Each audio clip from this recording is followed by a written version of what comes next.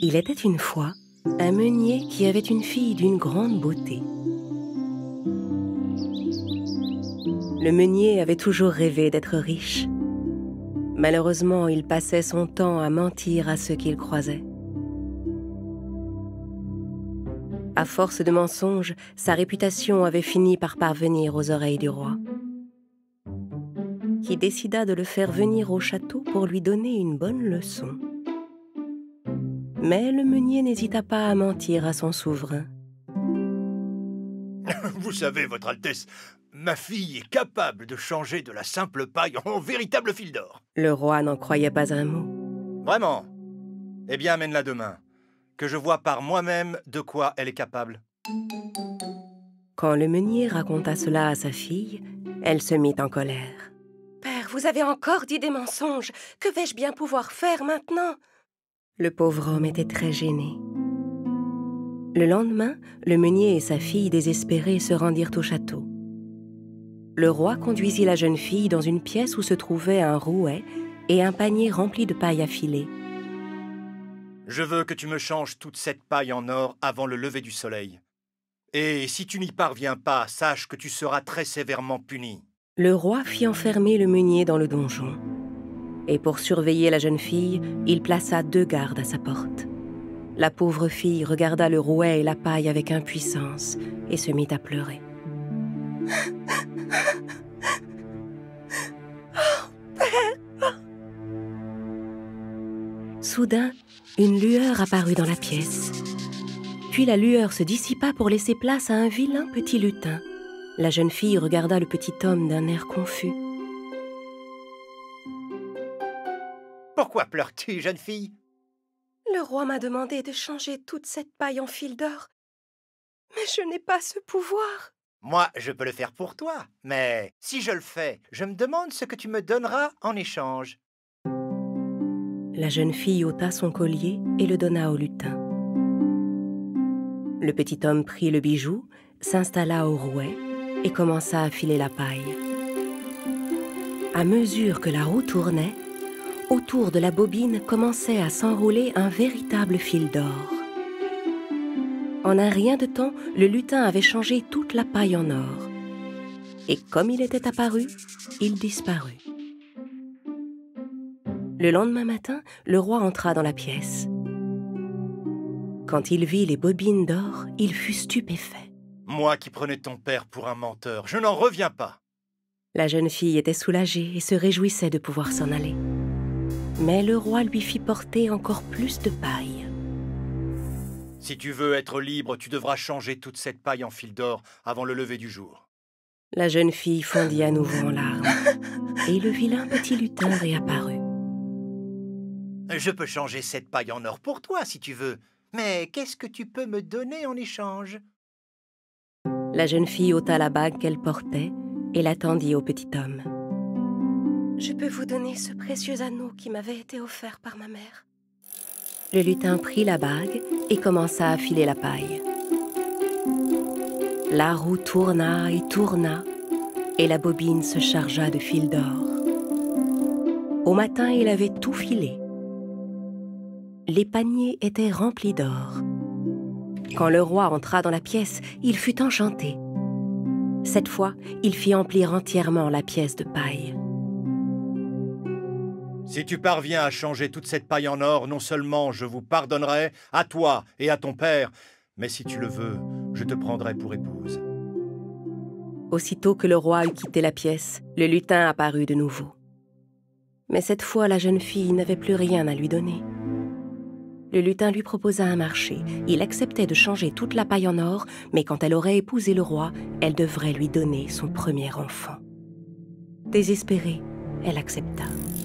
Cette fois, le lutin se mit au travail avec plus d'ardeur.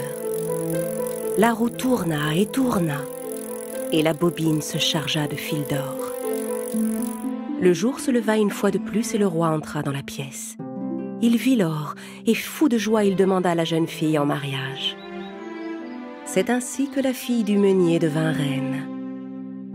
Au bout de quelque temps, la reine mit au monde un enfant. Un jour, Alors que la reine venait de coucher son enfant, le lutin apparut. « As-tu oublié la promesse que tu m'avais faite ?»« Non, je m'en souviens, mais je vous en prie, ne m'enlevez pas mon bébé. » Le lutin eut pitié d'elle et décida de lui laisser une chance. « Très bien, si dans 3 jours tu as deviné comment je m'appelle, tu pourras garder ton précieux enfant. »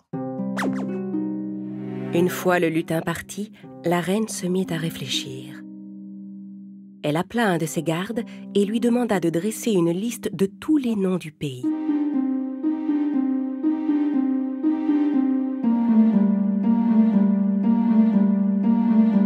Le garde nota la liste de tous les noms sur un papier et la porta à la reine aussitôt.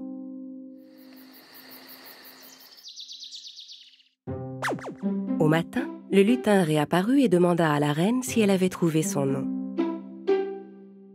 Alors elle se mit à lire un par un les noms écrits sur la liste. Serait-ce David? Non. Roberto? Non. Tom? Non. Peter? Non. Quand la reine eut fini de lire tous les noms, le lutin lui dit « Rien de tout ça. À présent, je m'en vais, mais je reviendrai demain matin. » Et il disparut. La reine rappela son garde et lui demanda d'établir une liste de tous les noms des royaumes alentours.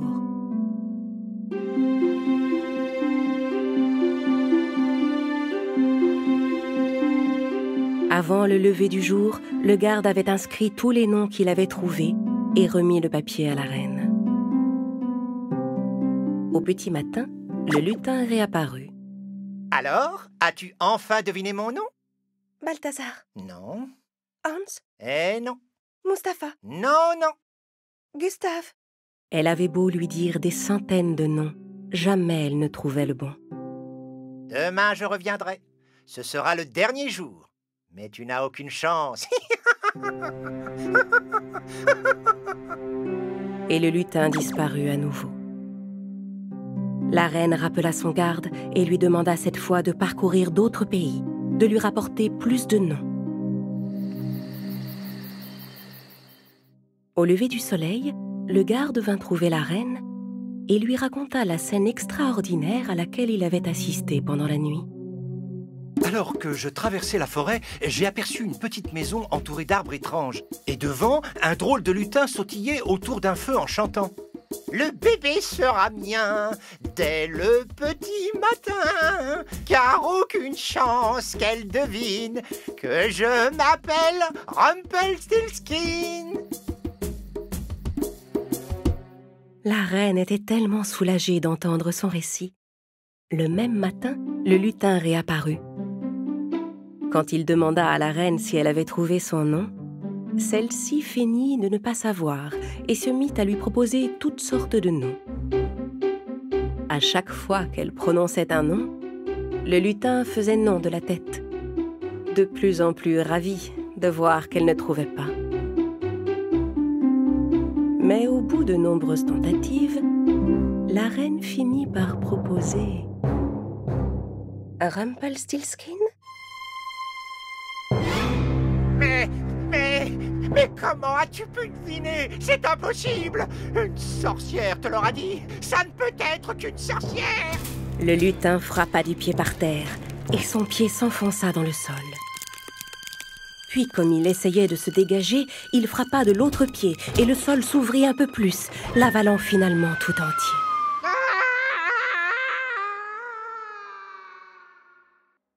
Enfin, la reine était débarrassée du méchant lutin. Un peu plus tard, elle alla trouver le roi et lui raconta tout ce qu'il s'était passé. Le roi, voyant qu'elle regrettait sincèrement de l'avoir trompée, décida de lui pardonner. Quant au meunier, le roi estima que la meilleure chose à faire était de le punir. Il le chassa du royaume et l'envoya très loin.